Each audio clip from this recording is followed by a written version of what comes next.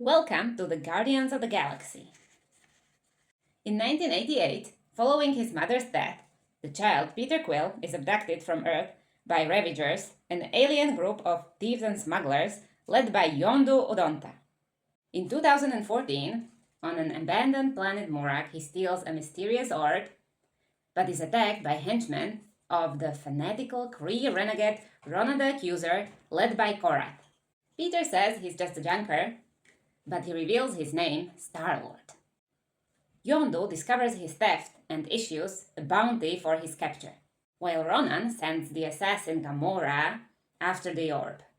When Quill tries to sell the orb on Xandar, the capital of Nova Empire, Gamora ambushes him and steals the orb. Two bounty hunters join the fight: Rocket, a genetically and cybernetically enhanced raccoon, and the three humanoid Groot. They are bounty hunters who are after Quill. So the Nova Corp officers capture them and send them to the Kiln prison. A prisoner there, Drax the Destroyer, tries to kill Gamora due to her association with Ronan, who killed his wife and daughter. Though Quill convinces Drax that Gamora could bring Ronan to him.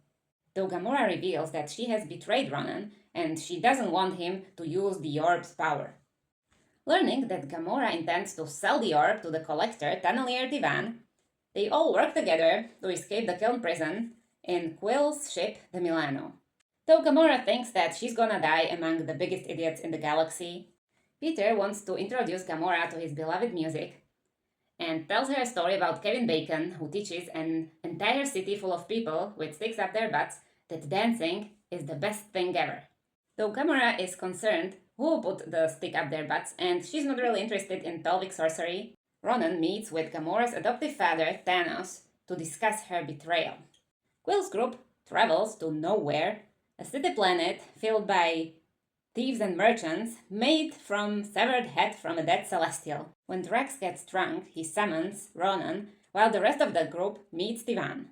Tivan opens the orb and reveals an Infinity Stone, an item of immeasurable power that destroys all but the most powerful beings that wield it. Tivan's slave Karina can't resist and grabs the orb, triggering an explosion that engulfs Tivan's collection. Ronan arrives and easily defeats Drax. Luckily, he's saved by Groot, and Rocket gets so mad that he's forced to beat up the grass. Meanwhile, the others flee by ship, and they are pursued by Ronan followers, including Nebula, Gamora's adoptive sister. Nebula destroys Gamora's ship and leaves her floating in space, unprotected and dying, while Ronan's followers capture the orb. Quill, seeing her like this, he just can't let her die because something heroic wakes up in him. He reveals his position to Yondu before following her into space, giving her his helmet to help her survive, and maybe he will die. But Yondu arrives in the blink of an eye, so everybody survives. Yondu boasts how generous he was not to have eaten Peter, and Peter thinks that normal people don't even think about eating someone else. All of a sudden, a ship with Drax, Groot, and Rocket appears, and they threaten to attack Yondu's ship to rescue their friends, but Quill negotiates a truce and promises the orb to Yondu. Peter's group agrees that facing Ronan is a certain death, but they just can't let him use the Infinity Stone to destroy the whole galaxy. Peter already has 12% of a plan, and Groot thinks it's better than 11%. On Ronan's flagship, the Dark Aster, Ronan embeds the orb inside his Warhammer and takes all of this power for himself. He even threatens to kill Thanos after destroying Xandar. Hateful of her adoptive father, Nebula allies with Ronan too. The Ravagers and Peter's group join the forces with Nova Corps at Xandar, and Peter's group reaches the warship with the Milano.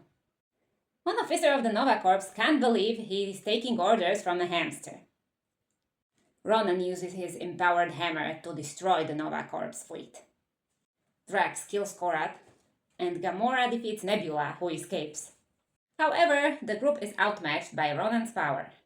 Rocket crashes a Ravager ship into the Dark Aster. The damaged Dark Aster crash lands on Xandar, with Groot sacrificing himself to save the group. We are Groot. So heroic. Ronan emerges from the wreck and prepares to destroy Xander. But Peter, instead of fighting, starts dancing. Yeah, let's dance! Peter's dancing performance is enough distraction to allow Drax and Rocket to disintegrate Ronan's Warhammer. Peter catches the freed stone, and with the help of Drax, Gamora, and Rocket sharing the burden of the stone, they use it to vaporize Ronan. Yondu still wants the orb, so he receives it from Peter, but later he finds out it was an ugly troll doll that Peter kept carrying around in his ship. But the real stone goes to Nova Corps. As the Ravagers leave Xander, Kraglin remarks that it turned out well that they didn't deliver Peter to his father, as they were supposed to. Spoiler alert for the next episode. Spoiler alert. Spoiler alert for the next episode.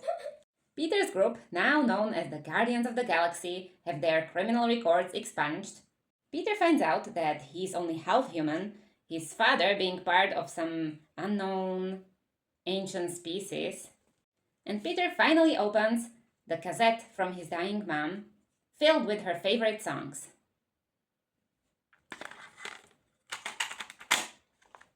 The Guardians live in a rebuilt Milano along with Potted Sampling Cat from Groot, which grows into a baby version of him, Baby Groot! In post-credit scene, we see Tivan sitting in his destroyed archive with his 2 living exhibits.